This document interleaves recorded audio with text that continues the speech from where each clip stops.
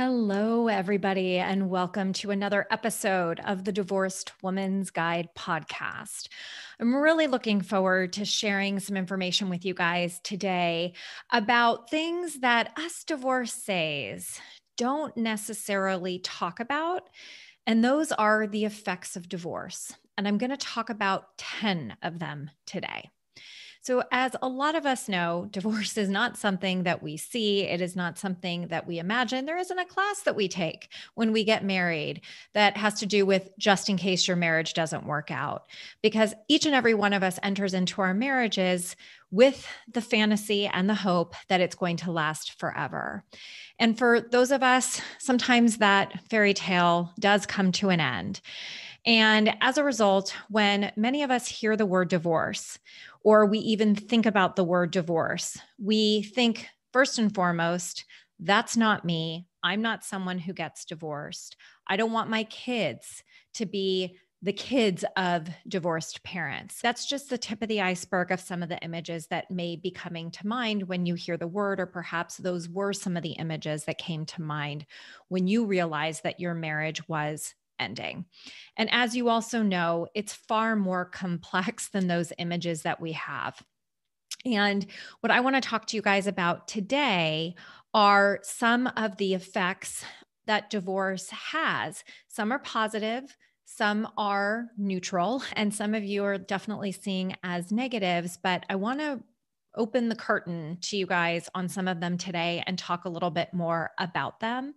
So, the first one, and it's the most obvious one, but I think when we're in the thick of it, we don't necessarily name it this way.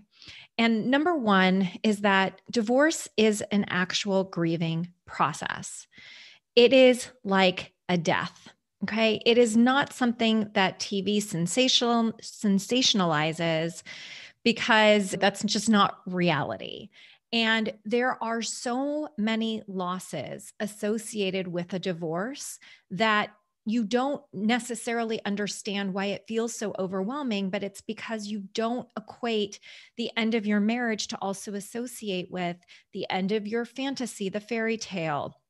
It also has to do with potentially having concerns about your financial future. It's about mourning the loss of the family that you had growing old together, just to name a few. And so, what we don't allow ourselves is the time and space to really look at and grieve every single one of those losses. And it's not only that we don't give ourselves enough space, it's that we think that it's supposed to look a certain way, that we're supposed to go from step one to step two to step three. And when it's not linear and we're taking steps back through our process, we start getting really judgmental and we lose all the momentum that we've gained in our healing process, because those negative voices in our head just start talking and bashing us.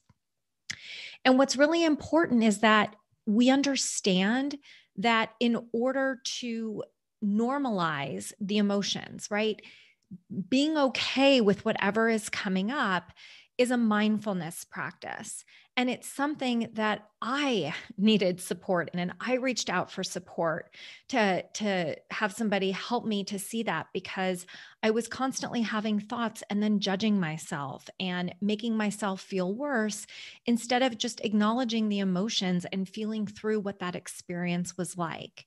And so, for those of you who are listening, it's so important that we have other people who are supporting us and paying attention to our thoughts in a way that we're not. We're so immersed in our own head that sometimes we don't necessarily, like, we're blind to see certain things or to see ways that we're feeling. And the mindset, okay, our minds and your mindset are critical in this grieving process and throughout the divorce process. That's what I do a lot of coaching on. That's what my entire program is about: mindset. The second thing, and I talk about this a lot too, the second effect that, again, we don't necessarily talk about, or perhaps you haven't heard it phrased this way before, and that is that divorce is really like a business transaction. And divorce, yes, of course, there's emotions associated. And I'm not saying that there's not an emotional piece to this, but it's also a business. There are assets and in some cases, liabilities that get to be resolved throughout this process. And just as it's an emotionally fraught time of grieving, divorce is also something that comes with financial and real estate transactions as well.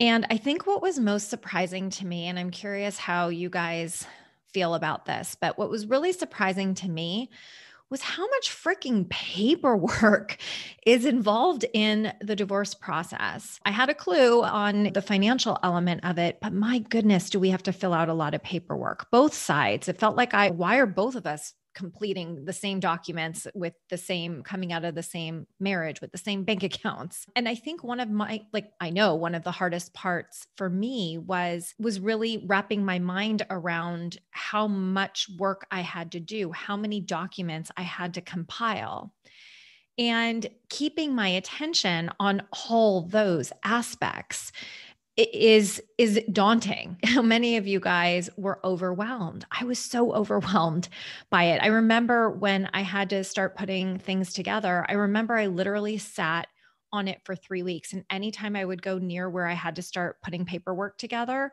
I would start crying uncontrollably. And what I quickly learned was when you're looking at the paperwork aspect of the divorce, that's where the emotional pieces get to be worked on with a professional so that you're able to put your emotions on the table, put them on the side of the table and out of the settlement process. Because when you approach something as a business, you tend to take the emotion out and you approach it with a more rational mindset.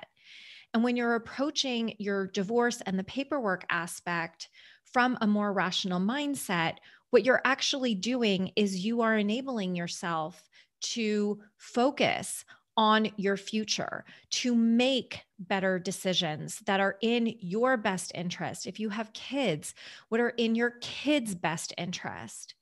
And one of the other important things is that it also allows you to see what is and isn't worth fighting for. Looking back on my process, there were so many times where I allowed my emotions to get the best of me as we were negotiating.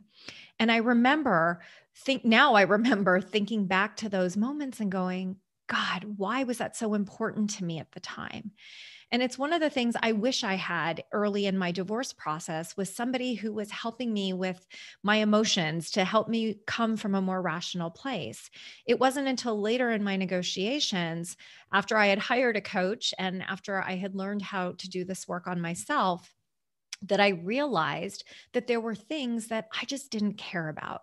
And it's so incredibly important for us to keep a level head as we are dividing out the marital assets. So, number 3 is I hear all the time from clients and just from anyone in the summits that I do or the workshops that I host or the classes that I put on. I hear everybody say this, and I'm sure you're one of them. Whoever is listening, I know that you've said this. And that is, God, I just want to be done. I just want to be done with them. Come on. I know you're thinking it, and I know you've thought it.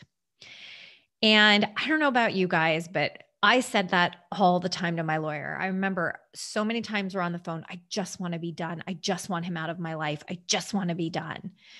And I remember her explaining to me that everything takes time, that you can't go back and do this again. And unfortunately, it does take time to untangle yourself from your spouse. Okay. And it gets down to the things like not just your tax documents, your financial assets, car registrations, like cable bill, changing your name if that's something that you choose to do. Perhaps you have a mortgage, maybe one of you is keeping the house. And getting your names changed and things separated takes time. And I'm telling you, one of the things I think my divorce taught me more so than when I had kids was the art of patience. And patience truly is a virtue as you're going through divorce. And when you say, I just want to be done, you're not giving yourself the opportunity to put a rational mind in place to really ensure that you're making the best decisions. And also having the realistic expectation that it isn't something that's going to happen fast. And here comes my truth bomb, you guys. Just because your divorce was filed and signed off by the court doesn't mean you're done. Once it's signed off, then guess what? The work starts and you have to go and start taking them off of everything and changing your name and putting your name on. And you're still in communication with them. It still takes time because there's going to be certain aspects of your settlement of your estate that you're going to have to get their signature on, or perhaps you're going to need to go and hire somebody that is going to have to work with the two of you guys to get something completed. So I'm just trying to level set you guys that, yes, I get it. You want to just be done, but it's harder than it sounds and it's going to take more time. And that is the truth. Number 4, and this one, you guys, I don't know where you are in your process, but you know where I'm at, 4.5 years on the other side, almost coming up to 5 years. And number 4 is that it actually can be a really empowering experience. And hear me out on this. So I know that divorce is a huge disruptor, not just in your life, but in your families, in your friends, your kids. And with it comes a lot of stress. Okay. Stress across finances, emotional, spiritual, mental, you name it. And as we go through the process, there definitely can be a big sense of relief that comes at the end. But what I felt most importantly was the empowerment piece. The power of telling my now ex-husband that I wanted a divorce, the power in telling him what I was looking for in our divorce settlement, standing in my power and knowing that I was entitled and knowing that I had a right to ask for what it was that I wanted and based on the laws that I got to have. And I have to tell you guys, the divorce process and rebuilding my life stopped me from continuing to live on autopilot and to be inauthentic and to not be true to myself and to just find myself, to bring me more joy, to actually know what joy felt like through my own eyes instead of his. And it really allowed me to see it as this was just one chapter. It wasn't the end of my book. And once I turned the page and saw the blank slate, oh my God, the relief. Yeah, of course, it was a little, I'll say that it was scary, but not from the perspective of scaring me from doing it. It was a fear of excitement. It was exciting fear. It was, oh my God, I've got all this opportunity to create this incredible life. And it was so empowering. And I know that some of you guys may not be able to see this right now. And I encourage you to just stay open to the possibility, to think about everyone else in your life that has been through a divorce, or those of us that you listen to other podcasts or other professionals who are my friends and colleagues, and look at every single one of us, you guys. We are no different. And you get to have exactly what it is that we've all created. It just takes some work. It takes some support. So the number 5 effect is one I think we all are aware of, but we don't necessarily like to face or confront. And that has to do with just the reality that you're going to lose friends. That's just the way it is. You expect to lose friends. And to be honest, it's really interesting the friends that you lose and the ones that end up staying around. And a lot of times there are friends who you've met collectively. There's some where you've brought them in. There's some where your spouses have brought them in. And it's complicated, and know that it's hard for them too. And it's really important to ensure that you have a friend circle, that you have people that you know that you can rely upon. And while they are there, and while I'm sure many of them want to be supportive, there were also friends who distanced themselves. And it's interesting because the way that I've described that, and this could be a story, and I admit that, but I sometimes say that there were some friends who I thought had the mindset that divorce is contagious. And it was really interesting to go through that experience because I thought that it would be perhaps a couple would choose one of us based on that's where we met through that person. Dynamics change. And it's just very fascinating. To me, what I say is that divorce really shines the light on who your true friends are, and those who are just interested in gossiping, learning what happened. And I call it cleaning house. That's really what losing friendships did for me. And I have to tell you guys, it's hard at the time, but then again, I'm okay with it because it really brought to light who I can count on and who really cared about me. So, number 6, one of the effects of divorce that I'm going to say, and I'm going to go gender bias on this, but as women, we definitely don't want to lose our kids. We don't want to not be able to tuck them in. The thought of them being with somebody else any percent of the time just rips our heart apart. But I have to tell you, one of the most incredible effects that divorce had on my life was giving me time to myself. And how many of you guys, I'm a mom of 2 boys, and I couldn't even go to the bathroom by myself when my kids were younger. Even still, when they're home, I've got them knocking on a door for some reason they need something. And I found that even when I was married, I would have to leave the house to have a second to myself, to just not feel like I had to be mom or wife every single second that I was in the house. And it's interesting because my clients also realize that, oh my God, I have all this new free time. And yes, it can be scary. In the beginning, I remember crying the first time that my kids went to their dad's and I didn't know what to do with myself. And it's an adjustment. And it was an adjustment running at a speed of 100 miles an hour to all of a sudden being at 5. And I didn't know what to do with myself. But what it really taught me was I get to actually use this slowdown as an opportunity for me to recharge my battery.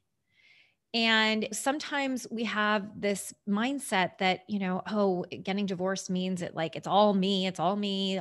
It's so much more that I'm responsible for. I'm never going to have any time to myself between my business and the kids. And I have to tell you guys, it's been amazing. I have more time to myself and I have more time to also plan my schedule to allow for more self care. And to me, that means just giving myself the opportunity, some time during the day, or maybe it's in the evenings, to just take care of myself. And what that's enabled me to do is to actually be a better mom when my kids are home. And even when they're not, they call me 20 times a day. But I can tell you is that by allowing myself to have more me time without the guilt allowed me to feel a stronger sense of who I was. And I was able to see myself outside of the relationship that I was in that was the focal point of my life. How many of you guys have ever felt that when you were married? Not once, I would bet, very few times. And when we get divorced, if you guys are anything like me, I totally lost myself in my now ex-husband. And now being me and having my own life, I've gotten to explore this newfound freedom and to find myself. And it's been incredible. And it doesn't mean that I don't miss my boys like crazy when they're with their dad. It just means that when they're with me, I get to be all of me with them. And when they're not with me, I get to do everything else. So they know that when they walk in that door, they are number one. And that leads me into number 7, which is that you're actually going to become a better parent. I thought I was a pretty kick-ass mom even when I was married, but I'm an even more bigger kick-ass mom now that I am divorced. And don't get me wrong, in the beginning, it was rough and trying to get my bearings and the kids trying to get their bearings as well. But I have to tell you, it definitely forced me to raise my game. I thought my game was pretty high to begin with, but it definitely forced me to raise my game. And part of that is because I have less time with them. One of the effects of our kids, my boys specifically, having 2 different homes and spending time with me and with their dad is that you actually are spending more time with your kids than you ever have. And I have found that my relationship, my bond, my love for them has actually grown stronger, which I didn't think was possible. And I have to tell you, I've noticed it with their dad as well. I was the primary parent and I worked full time. And it was a nice opportunity for my ex husband to step up, and he got to raise his game. And it was a struggle for him in the beginning, but not from a place of my kids were ever in jeopardy or not safe. It was really more of just, I know that he didn't realize how much I did. And when it was all on him, I know that he never said it, but I know that he had a greater appreciation for everything that I did take care of. And so what I love about being what I call a better parent now in divorce is that I get to be all of me with them. I get to be all mom when they're here. And yeah, I do work during the day, but because I work for myself, I also have the flexibility to be able to arrange my work day so that my kids feel like they have all of me when they're here. And I know that their dad is in the same boat. He definitely has upped his parenting game, and it's stuck. It's the habits that he has had to create. He's now remarried, but when he was by himself, he did have to create new habits for him and the boys. And at the same time, I think that it also came with a greater appreciation of what the other person did. So the next one that I want to talk to you guys about is, so many times, this is number 8, if you're counting, so many times we're like, you want to try to be friendly with your ex. And I'm not saying that it's not possible, but it may not be possible right away. Now, I do believe that you can get to a place of civility and warmth for your ex at some point. And I had a non-amicable divorce. It was not friendly. And I always said, oh, we are never going to be friends. Of course, today we definitely are. But what I always say to my clients and what I always preach is that depending upon where you are in your emotional journey, your emotional recovery, your healing process, it may not be in your best interest to be friendly with your ex right now. So I always say you just want to proceed with caution. You want to do that internal check-in with yourself to make sure that you are healed and you're coming at it from a place of desire instead of obligation. Because what I've seen is that when I have clients who are trying to shift into friend mode too quickly, it can often backfire. And it's something that you get to just take a breath about, because it may not necessarily be the right thing for you immediately after your divorce. So I just encourage you to pay attention to what feels comfortable, and it's okay to not be overly friendly in the beginning. It doesn't mean that that's where it's going to stay. It's a boundary, right? I talk about boundaries all the time. I love boundaries, and it's one that you get to protect yourself, and just trust that if friendship's on the table, it will happen. The next one that I hear about, one of the effects of divorce, is, so many people want to jump right back into dating. Or they're usually actually on opposite ends of the spectrum. Either they're like, hell no, I want nothing to do with dating. Or on the other side, I just want to date. I want to get back into the pool. And there's that old saying, like, when you fall off a horse, the best thing to do is jump right back on. It doesn't necessarily hold true when it comes to relationships. When you move on too quickly after your divorce, it basically signals that you are in massive denial and avoidance of dealing with your side of the street. So in other words, you not really shining a light, looking at yourself in the mirror and taking responsibility for your part in the marriage falling apart. And so what ends up happening is that you continue to, it's almost like you're like putting a Band-Aid over having to do that. You're like pushing it aside, and it keeps you from doing the work that you get to do on yourself. Because if you don't, you're going to bring that into your next relationship. And it's no wonder that the divorce rate goes up for second and third and fourth marriages. And it's because they're not doing the work. It means that they're repeating old patterns that they're not paying attention to. And when you go through divorce, it takes time to process everything. Okay. And you may feel ready to date, but you also have this incredible opportunity to ensure that you are actually learning from your past, that you are taking the time to acknowledge your role in your marriage falling apart. And it's likely, and you're also a completely different person. What you wanted back then is not going to be the same thing that you want now. And you want to make sure that you're attracting the right partner for where it is that you are, how your past has created the person that you are today is going to want something different. When I got divorced in my 40s versus when I got married at 25, I was looking for a baby daddy. I was looking for financial stability, all this stuff. And it's not that I'm not still looking for financial stability. I definitely am not looking for a baby daddy, but the things that I'm looking for now are not the same things that I was looking for when I was 25 years old. And being able to really know who I am, to really be able to understand what it was that I was looking for, the type of relationship that I wanted, took some time.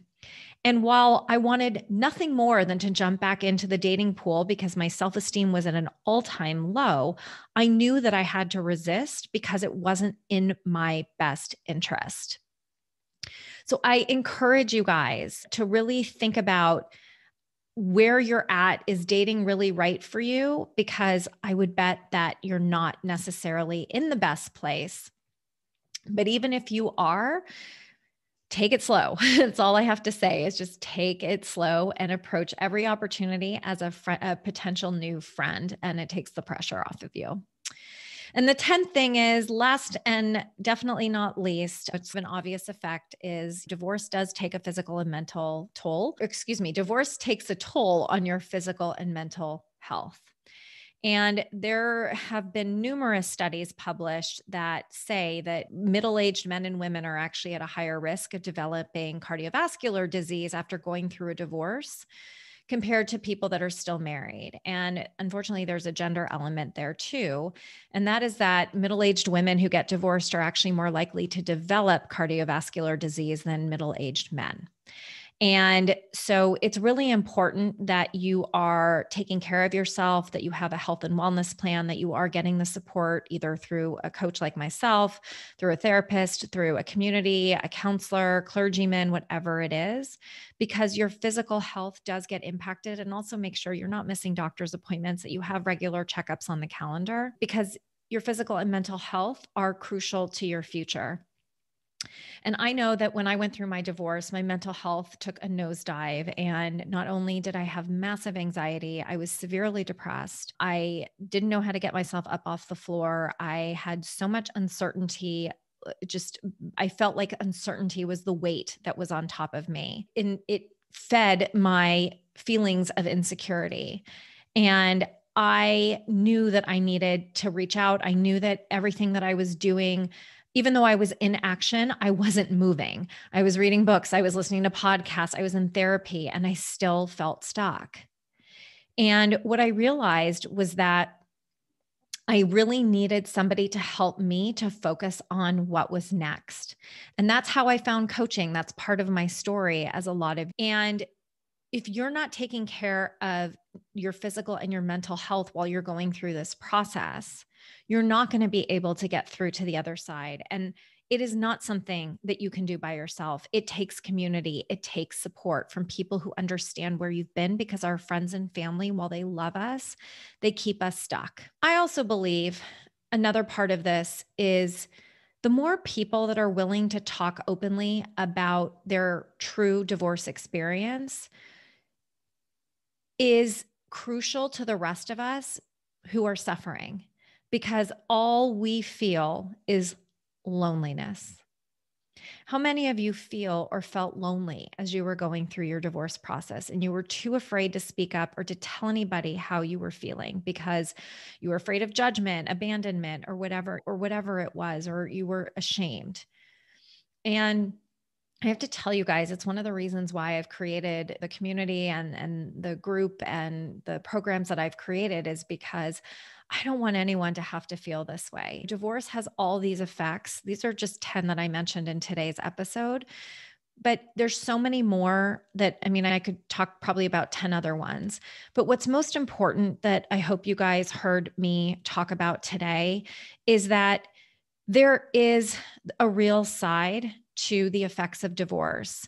And it's not what is glamorized on TV, and it's not a Facebook post of what divorce actually looks like because it's fake. You don't know what's happening behind closed doors, but there are doors that are wide open to those of you who are suffering, those of you who are in pain, those of you who are looking for support. I encourage you to reach out. Ask for help. You're welcome to email me. I would love to hear from you guys. And also, I would love to hear from today's episode. What of the 10 effects did I talk about today that perhaps was the hardest for you or is currently the hardest for you? I would love to hear your feedback. Please share and email me what your responses to that question. And if any of you are looking for more support, please stop doing it by yourself. I have a ton of resources on my website, wendysterling.net, that are free that you can download. I also offer complimentary calls so that you guys have the opportunity to get support. It may not be through me. It could just be even joining my private Facebook group, which is called the Divorce Rehab, or it could be that I'm pointing you in the direction of one of my amazing colleagues' resources. So stop trying to do it by yourself. Ask for help. We are here to support you. I hope you guys enjoyed today's episode. I liked doing something a little bit different for my individual episode today. As always, sending you all tons of love, light, and joy. I hope you have a beautiful rest of your day. And I will see you guys and talk to you guys in next week's episode. Mwah. Bye, everybody.